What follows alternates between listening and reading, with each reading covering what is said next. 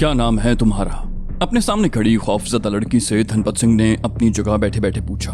उसने कांता के हमरा आने वाले इंस्पेक्टर को बाहर भेज दिया था। लड़की ने बमुश्किल नाम पुकारा, कांता। धनपत सिंह ने अचानक खड़े होकर उसकी खौफजदा आंखों में झांका। बोला, कब से जानती है तू अमित पांडे को? लड़की पर खौफ से हकलाहट तारी थी। उसके वहम गुमान में भी ये बात शामिल नहीं थी कि ये लोग उस पर इतना घिनौना इल्जाम लगा देंगे। बोली, मुझे क्या मालूम, मैं तो। उसने लड़की को गालियां देते हुए कहा, ए साली, चुपचाप बताएगी या बुलाऊं किसी डंडे वाले को? एहसास जिल्लत और खौफ से कांता बेइख्तियार रोती। धनपत सिंह ने उसके मुंह पर जोर से थप्पड़ मारा और वो लड़खड़ाती हुई दीवार से जा लगी। वो जुनूनी अंदाज से चीखा, चुप, खबरदार अगर आवाज निकाली तो। लड़की दहशत और खौफ से करीबन सकते किसी कैफियत में आ गई। उसने अपना गला तो घोंट लिया, लेकिन सिसकियों पर काबू पाना उसके लिए मुमकिन नहीं था। जहां दीदा धनपत सिंह ने अंदाजा लगा लिया कि ये उसे नहीं जानती थी। वो अपना प्रेशर कम नहीं करना चाहता था। उसने लड़की के लिए पानी मंगवाया, उससे दर्जनों उल्टे सीधे सवाल किए और सुबह होने तक जब उसकी जान छूटी तो वो उसकी खासी कीमत अदा कर चुकी थी। धनपत सिंह ने महज कैलाश होटल की रिसेप्शनिस्ट होने की उससे इतनी ज्यादा कीमत वसूल की थी जो उसके वहमो गुमान में भी न आ सके। कांता ने पुलिस के जुल्म सितम और बेगुनाह लड़कियों की आबरूरेजी के दर्जनों वाकयात पढ़े और सुने थे, लेकिन आज जिस बहीमत का शिकार वो खुद हुई थी उसके तसव्वुर ने ही उसे अंदर से मार डाला। जब वो धनपत सिंह के कमरे से बाहर निकली तो उसका जिस्म ही नहीं, रूह भी बुरी तरह दागदार हो चुकी थी। धनपत सिंह ने आखिरी लम्हात पर उसे कहा था कि अपने जहन पर जोर देकर अमित पांडे का खाका डिजाइन करवाए। इसके लिए उसने अपने डिपार्टमेंट का एक बंदा उसके सामने बिठा दिया था। कांता, जो अब सकते के आलम में थी, अपनी जान बचाने के लिए अंट शंट किस्म के नक्शो निगार बताती रही। जब एक ऐसा खाका तैयार हो गया जिसकी शक्ल दूर दूर तक अमित पांडे से नहीं मिलती थी तो उसे जाने की इजाजत मिली। उसके बाकी साथियों की तफ्तीश राधे श्याम और एक दूसरे इंस्पेक्टर ने की थी जिनका ताल्लुक पुलिस से था, और वो दोनों जबलपुर के रहने वाले थे। दोनों ने लाशौरी तौर पर धनपत सिंह के लिए दौरान तफ्तीश उनके सामने कई मर्तबा गलत अल्फाज इस्तेमाल किए थे और अब उन सब के अलग अलग बयान लिखकर उन्हें हाथ बांधकर रुखसत कर दिया था। जब इन बयानात के कागजात का पलंदा लेकर सब इंस्पेक्टर राधे श्याम अपने बॉस धनपत सिंह के सामने पेश हुआ तो धनपत सिंह का पारा चढ़ गया। उसने चीखते हुए कागजात का पलंदा उठाकर परे फेंक दिया। नालायक हो तुम सब लोग, एक ही ढंग की बात नहीं मालूम कर सके। राधे श्याम का जी तो चाहा कि आगे बढ़कर उसका टेंटवा दबा दे, लेकिन ऐसा करना मुमकिन नहीं था क्योंकि ये नौकरी उसकी जरूरत थी और उसे उम्मीद थी कि 2-4 माह बाद शायद इस मूजी से उसकी जान छूट जाए, जिसके बाद वो अपनी असली पुलिस ड्यूटी पर वापस लौट जाता और सारी कसर निकाल लेता। अभी तक उन्हें किसी पुलिस स्टेशन, रेलवे स्टेशन, लारी अड्डे या और मुश्तबा जगह से कोई इत्तला नहीं मिल सकी थी। हालांकि धनपत सिंह ने सारे जबलपुर में नाके लगवा दिए थे। उसने अपनी दानिस्त में अमित पांडे का नाम नेहाद खाका उसे थमाते हुए कहा, ये खाका लो और इसके फोटो स्टेट फौरन यूपी और मध्य प्रदेश के तमाम ATS सेंटर को रवाना कर दो। राधे श्याम कागज पकड़कर अपने ऑफिस में आ गया। उसके लिए अपने गुस्से पर मजीद काबू पाना नामुमकिन होता जा रहा था। अगले चंद मिनटों में एक खौफनाक दहशतगर्द के जबलपुर से फरार और उसकी इन इलाकों में मौजूदगी की सनसनीखेज फ्लैश के साथ ये खाके तमाम इंसदादे दहशतगर्दी सेंटर्स में पहुंच चुके थे।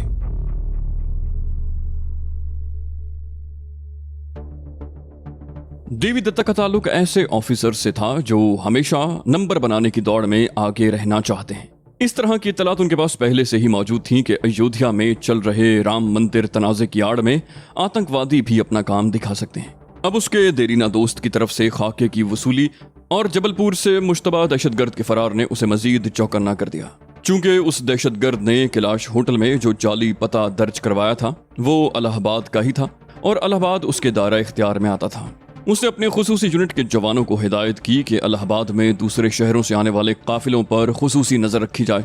ATC को अपने काम में मावनत के लिए हमेशा पुलिस की जरूरत रहती थी। उन्होंने पुलिस की फालतू नफरी अपनी मदद के लिए बुला ली और इलाहाबाद से अयोध्या जाने वाले तमाम यात्रियों की चेकिंग शुरू कर दी।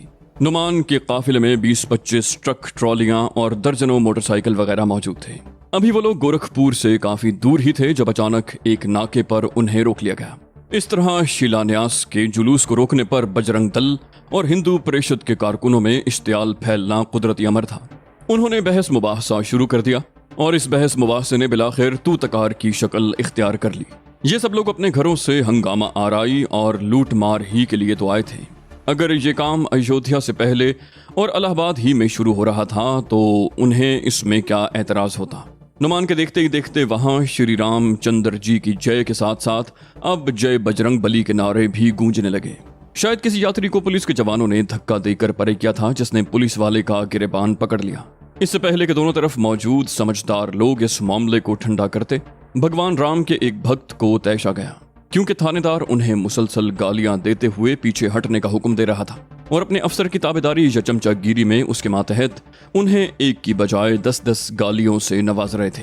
तेरी तो ऐसी की तैसी कहते हुए भगवान श्री राम का भक्त थानेदार पर हमलावर हुआ।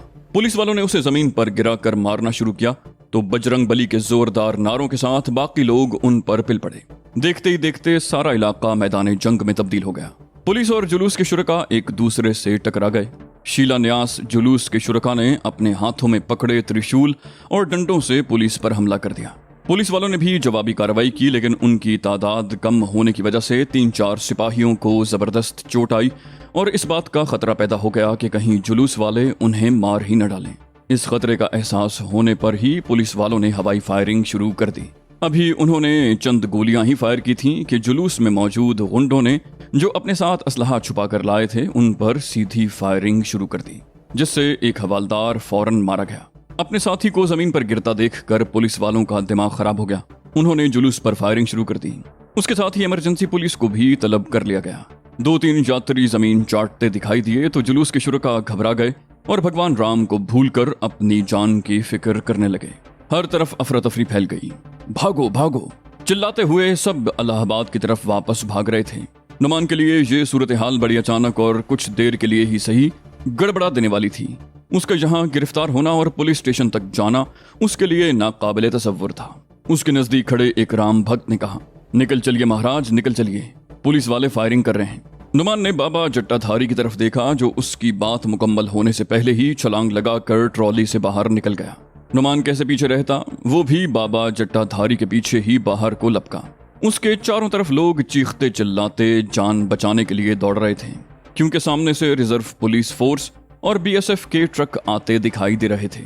शायद कोई पुलिस वाला मारा गया था, जिसके बाद से मामला बहुत ज्यादा सीरियस हो गया।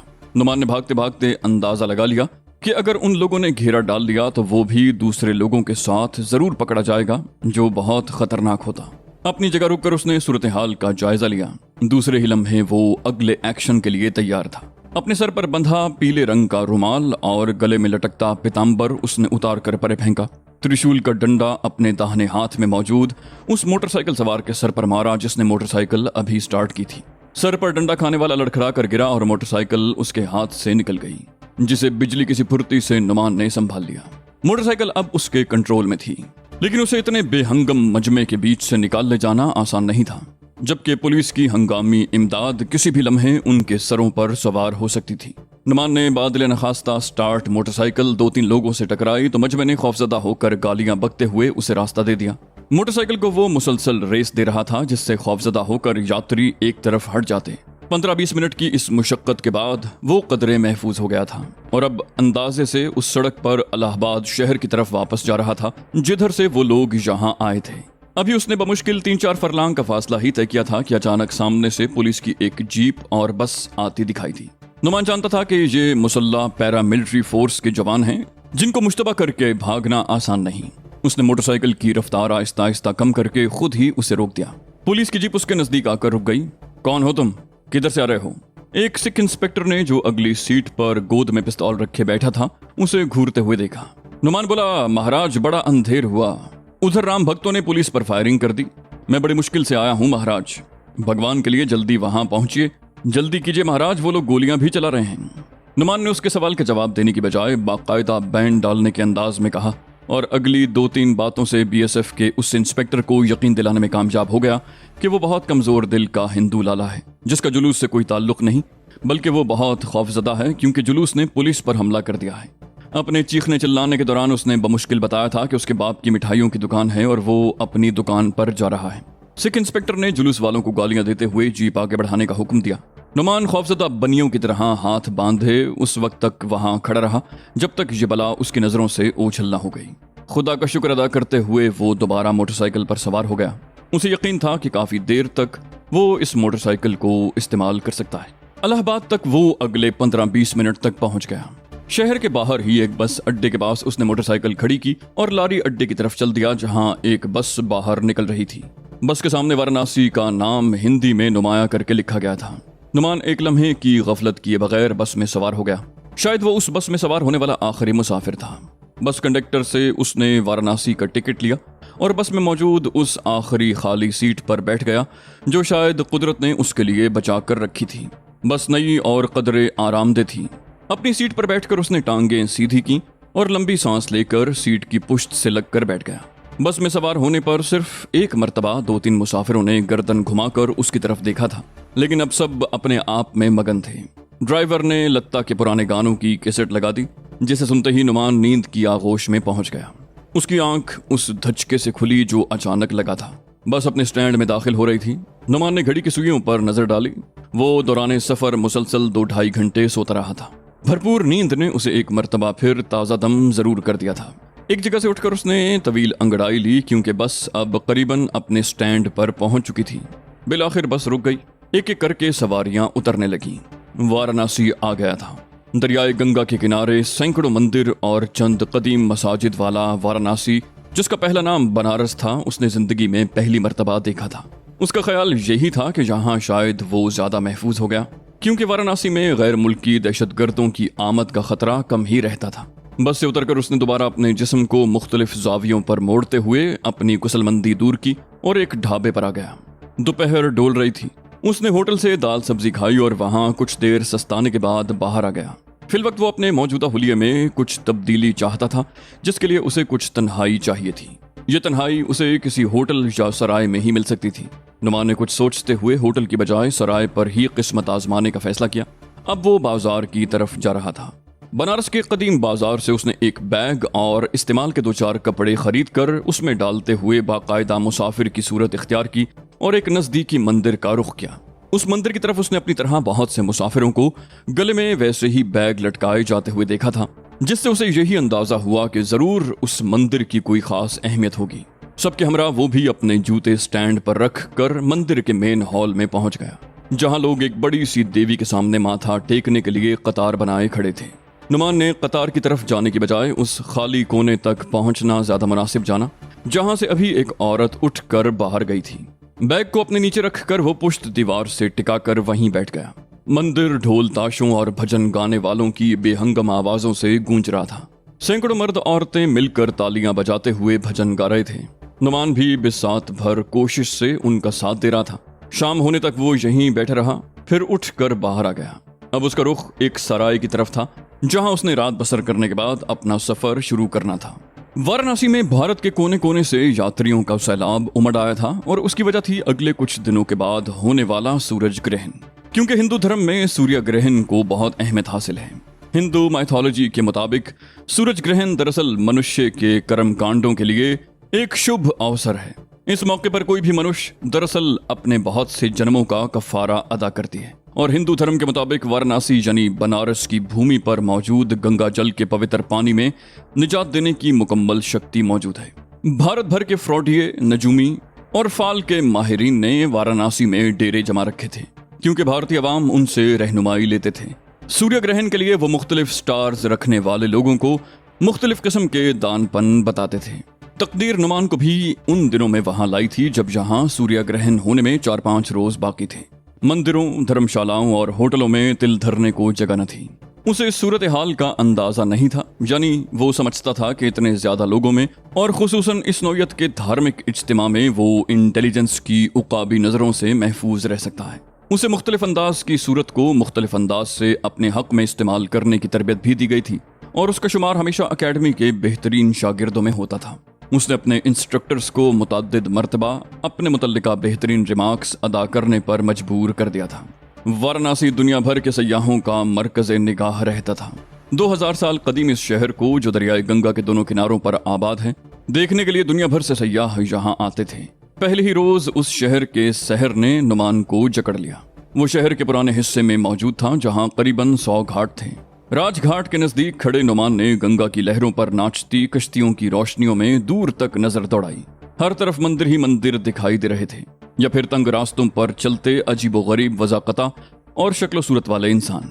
सूर्य ग्रहण नज़दीक होने के सबब यहाँ होने वाले इज्तिमा की वजह से भारतीय एजेंसियां भी खासी मुतहर्रक थीं, क्योंकि उन्हें हर वक्त इस बात का धड़का लगा रहता था कि कहीं कोई आतंकवादी यहाँ न घुस आए। नुमान के पास माकूल पैसे मौजूद थे, लेकिन वो फिल वक्त किसी भी होटल में क़याम का खतरा मोल नहीं ले सकता था। उसने अपने गले में जनेऊ पहन रखा था, माथे पर बड़ा सा सफेद चंद्रा लगा था और हाथ में लोहे का कड़ा, जो उसके पंजाबी ब्राह्मण होने की निशानदही कर रहा था। 5-6 जगह किस्मत आजमाई के बावजूद उसे अभी कहीं रात बसर करने को जगह नहीं मिली थी। तमाम छोटे बड़े होटल और सराय मुसाफिरों से खचाखच भरे थे और विश्वनाथ मंदिर के नजदीक लोगों के हुजूम में खड़ा नुमान सोच रहा था कि उसे ये रात भी शायद किसी मंदिर में या फिर रेलवे स्टेशन पर गुजारनी पड़े, क्योंकि फिल वक्त वाराणसी में उसके लिए कोई बिस्तर खाली नहीं था। पुराने शहर के एक ढाबे में खाना खाने के लिए बैठा वो इसी मसले पर गौर कर रहा था कि रात कहाँ बसर की जाए, जब एक नौजवान अपनी खूबसूरत पत्नी के साथ उसके सामने वाली कुर्सी पर बैठ गया। राम राम जी, उसने शायद नुमान की शख्सियत से मुतासिर होकर उसे प्रणाम किया था। नुमान ने भी दोनों हाथ बांध दिए, बोला राम राम। नौजवान का लहजा पंजाबी होने की चुगली खा रहा था और नुमान ने अंधेरे में तीर चलाने का फैसला किया। बोला आप शायद पंजाब से आए हैं। नौजवान यही चाहता था कि कोई इससे बात करे। बोला हाँ जी, मैं तो पंजाबी हूँ, ये मेरी पत्नी साक्षी हरियाणा की रहने वाली है। नुमान ने पूछा पहली मर्तबा आए हो क्या? वो बोला हाँ जी, पहली मर्तबा यात्रा पर आए हैं। मैं तो इतना धार्मिक बंदा नहीं, लेकिन मेरी पत्नी साक्षी बड़ी भक्ति वाली है। उसने अपनी बीवी की तरफ इशारा किया। नुमान ने उसकी पत्नी की तरफ देखकर कहा बड़े धन्यवान हैं आप। उसकी बीवी बेसाख्ता मुस्कुरा दी। नौजवान ने कहा कृपा है भगवान की। इस मर्तबा उसकी पत्नी ने टोका, बोलिए है बोलते ही जाओगे या इसका शुभ नाम भी पूछोगे? नौजवान ने चौंक कर कहा ओहो क्षमा करना महाराज, मेरा नाम रुपेश है, रुपेश कुमार। और आपका परिचय? नौजवान की पत्नी न जाने क्यों शर्माने की अदाकारी कर रही थी। ये बात अभी नुमान को समझ न आई। नुमान ने नौजवान की तरफ हाथ बढ़ाते हुए कहा आनंद वर्मा। रुपेश कुमार बोला बहुत खुशी हुई आपसे मिलकर। उसकी पत्नी ने दोनों हाथ जोड़कर कहा और मुझे भी। ये उनके तारुफ का आगाज था। दोनों के दरमियान शुरू हुई बातों के सिलसिले में अब साक्षी भी बढ़ चढ़कर अपना हिस्सा डाल रही थी। नुमान ने उन्हें बताया कि उसका ताल्लुक बटाला के एक खाते पीते घराने से है और वो सिर्फ तजस्सुस के हाथों मजबूर होकर यहाँ आया है। उसने बताया था कि वर्मा ब्राह्मण होने के बावजूद उसका धर्म में कुछ खास लगाव नहीं। भोजन उन्होंने मुश्तरका ही किया था और उनके इसरार के बावजूद उसकी अदायगी नुमान ने कर दी थी। रुपेश ने उठने से पहले दरियाफ्त किया कहाँ ठहरे हुए हैं आप? नुमान ने बज़ाहिर लापरवाही से कहा अभी तक तो कोई बंदोबस्त नहीं हुआ, मैं आज ही यहाँ पहुंचा हूँ, हो जाएगा कुछ ना कुछ। रुपेश ने बेसाख्ता कहा हमारे साथ आ जाइए, हम भी यहाँ प्राइवेट ही ठहरे हैं। प्राइवेट ठहरने का मतलब नुमान समझ गया था। यहाँ कुछ लोग मेहमानों को अपने घरों में बतौर पेइंग गेस्ट ठहराया करते थे। इससे ज्यादा महफूज और कोई तरीका उसके लिए फिल वक्त मौजूद नहीं था। नुमान ने दोनों की आमद को अतियाए खुदाबंदी जाना और थोड़ी सी पसोपेश के बाद वो उनके साथ ठहरने पर रजामंद हो गया। वाराणसी का ये गेस्ट हाउस बज़ाहिर एक प्राइवेट गेस्ट हाउस था, लेकिन बहुत कम लोग इस बात को जानते थे कि यहाँ क़याम पजीर कोई भी मेहमान गैर सरकारी नहीं, बल्कि यहाँ तो किसी सरकारी बंदे को दूर दूर तक भड़कने की इजाजत भी नहीं दी जाती, क्योंकि इस इलाके में CBI का मकामी हेडक्वार्टर था। वाराणसी यूं तो धार्मिक शहर था, लेकिन दुनिया भर से सयाहों की आमद का यहाँ तांता बंधा रहता। इस शहर के असरार जिनकी शोहरत यूरोप और दुनिया के कोने कोने तक पहुंच चुकी थी, वहां के सयाहों को यहाँ पहुंचा दिया करती। और जहां गैर मुल्की सयाहों की आमद हो, वहां क्राइम भी अपनी बदतरीन शक्ल में मौजूद रहता है। यही कुछ हाल वाराणसी का था। भारत के कोने कोने से जदीद जराइम पर दस्तरस रखने वाले मुजरिम यहाँ जमा रहते थे। नशे का गैर कानूनी कारोबार उरूज पर था। गैर मुल्कियों को चरस और दूसरे नशा आवर चीजों की सप्लाई के अलावा वाराणसी भारत से नेपाल जाने तक होने वाली नशा आवर अशिया की सप्लाई का सबसे अहम रास्ता था। यहाँ पर यात्रियों और सयाहों के हुजूम में मनशियात के स्मगलर भी अपना काम करते रहते थे। नागी का शुमार भी महाराष्ट्र के ऐसे ही बदनाम स्मगलरों में होता था, जिसका निशाना खुसूसन गैर मुल्की सयाह बनते थे। नागी और उसके गिरोह के लोग उन गैर मुल्कियों को बसा औकात चंद $100 के लिए मौत के घाट उतारने से भी दरेग नहीं किया करते थे। गुज़श्ता 2 साल में यहाँ 6 गैर मुल्की उनका शिकार हो चुके थे, जिन्हें कत्ल करके उनका मालो मता लूट लिया जाता था। कई मरतबा नागी पुलिस के काबू आकर निकल चुका था। बहुत मक्कार मुजरिम था वो।